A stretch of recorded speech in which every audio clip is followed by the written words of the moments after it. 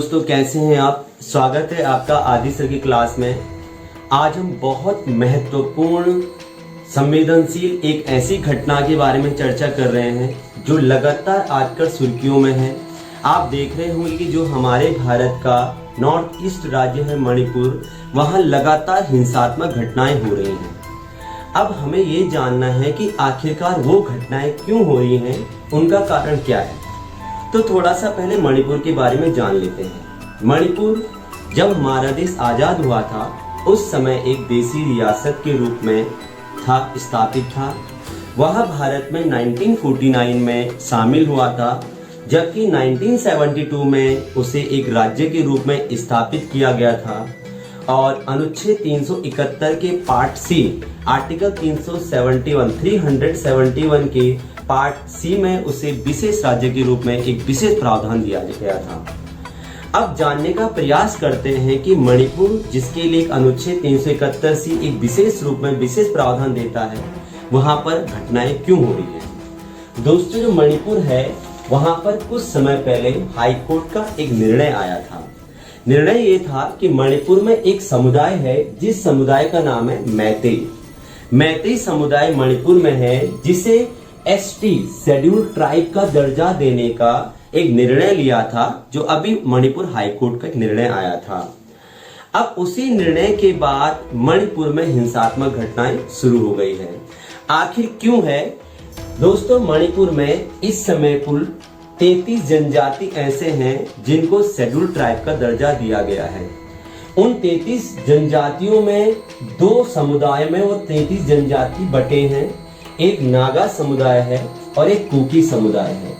नागा समुदाय और कुकी समुदाय, ये दो समुदाय हैं जो कि शेड्यूल ट्राइब के अंतर्गत आती हैं आपके मणिपुर में। लेकिन मणिपुर में एक मैतेई समुदाय है, जिसके लिए अभी हाई कोर्ट का निर्णय आया है कि मैतेई को एसटी का दर्जा दिया जाए। अब सबसे बड़ी दिक्कत क्या है कि जो मैतेई है, ये इसके जो अगर मैं कहूं कि आखिरकार हिंसात्मक घटने के दो बड़े कारण हैं। एक तो धर्म है, एक जमीन है और एक तीसरा भी कारण मैं आपको बताऊंगा। सबसे मैं बात करता हूं मैतेई जो समुदाय है वो दो भागों में बटा हुआ है। एक भाग को मूल मैतेई कहते हैं, जो लगभग जिसके मूल हिंदू धर्म से संबंधित थे, और एक को मैतेई बांग्ला कहते हैं, जो कि मुस्लिम धर्म से संबंधित थे। ये जो आपका मैतेई समुदाय है, ये पूरा का पूरा घाटी वाले क्षेत्र में निवास करता है। अब जब मैतेई समुदाय में हाईकोर्ट का निर्णय आया कि मैतेई समुदाय को एसटी का दर्जा दिया जाए, तो नागा समुदाय और कुकी समुदाय के द्वारा वहां पर उग्र आंदोलन किए गए। नागा समुदाय और कुकी समुदाय का मानना है, उन्होंने दलील जो दी है वो ये दी है कि जो मैतेई समुदाय है वो घाटी में निवास करता है और मणिपुर में टोटल विधानसभा सीटें 60 है। 60 में से 40 विधायक जो है वो मैतेई समुदाय के ही हैं। तो नागा और कुकी समुदाय के लोगों का कहना है, जो कि ईसाई धर्म को मानने वाले हैं और जो लगभग पहाड़ी क्षेत्रों में निवास करते हैं। तो नागा और कुकी समुदाय के लोगों का मानना है कि जब 40 विधायक मैतेई समुदाय के हैं, उनके पास संसाधन परिपूर्ण हैं, वो सभी प्रशासनिक पदों पर, अधिक से ज्यादा ये प्रशासनिक पदों पर हैं, तो इनको शेड्यूल ट्राइब का दर्जा क्यों दिया गया, ये क्यों दिया जाए। ये आपका नागा और कुकी समुदाय के लोगों का दलील जो हाईकोर्ट को उन्होंने दी है और जिसके कारण वो उग्र आंदोलन कर रहे हैं। तो सबसे पहले अब मैं बात करूं, ये तो धर्म हो गया। अब जमीन की बात ये है कि मैतेई समुदाय के लोगों को अगर एसटी का दर्जा दिया जाएगा, तो मैतेई समुदाय के जो लोग होंगे वो पहाड़ी क्षेत्रों में जमीन ले सकेंगे, क्योंकि पहाड़ी क्षेत्रों में आपका मणिपुर में वही जमीन ले सकेगा जो शेड्यूल ट्राइब के अंतर्गत आता है। तो ये भी बहुत बड़ा मुद्दा है जो नागा और कुकी समुदाय के लोग कह रहे हैं कि अगर इनको शेड्यूल ट्राइब का दर्जा दिया जाएगा तो ये पहाड़ी क्षेत्रों में आ जाएंगे। तो ये दो बड़े कारण हैं। लेकिन एक और बड़ा कारण है जिसे मैं तत्कालीन कारण मानता हूं, वो ये है कि एक मणिपुर में क्षेत्र है जिसका नाम है चुरा चांदपुर। चुरा चांदपुर एक क्षेत्र है, मणिपुर में पड़ता है और इस चुरा चांदपुर क्षेत्र में जो वन क्षेत्र आता है उसके अंतर्गत 38 टोटल गांव ऐसे हैं जिनकी बस्तियां उस वन क्षेत्रों में निवास करती थी।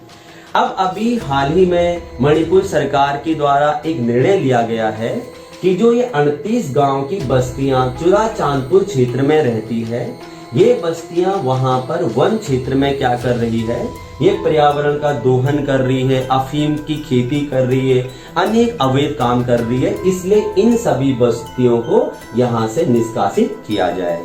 अब इन बस्तियों को यहाँ से निष्कासित करने की बात जो है अभी मणिपुर सरकार के द्वारा की गई है, जिसके कारण भी मणिपुर में उग्र आंदोलन हो रहे हैं। तो ये बड़े कारण है एक जनजाति समूह के बीच में जिस प्रकार से उग्र आंदोलन मणिपुर में हो रहा है, ये बहुत ज्यादा निंदनीय है। और मैं विनती करता हूँ मणिपुर, अगर मेरी आवाज़ मणिपुर तक जा रही है, मेरे नॉर्थ ईस्ट के जितने भी स्टूडेंट अगर वो मेरी आवाज़ सुनेंगे तो मैं उनसे विनती करता हूँ कि सरकार जरूर इस मामले में हस्तक्षेप करेगी। इस मामले को बहुत जल्दी सॉर्ट आउट किया जाएगा और ये बहुत ज़्यादा जरूरी है क्योंकि हमारा देश अखंड भारत है। मणिपुर हमारा नॉर्थ ईस्ट का बहुत महत्वपूर्ण राज्य है।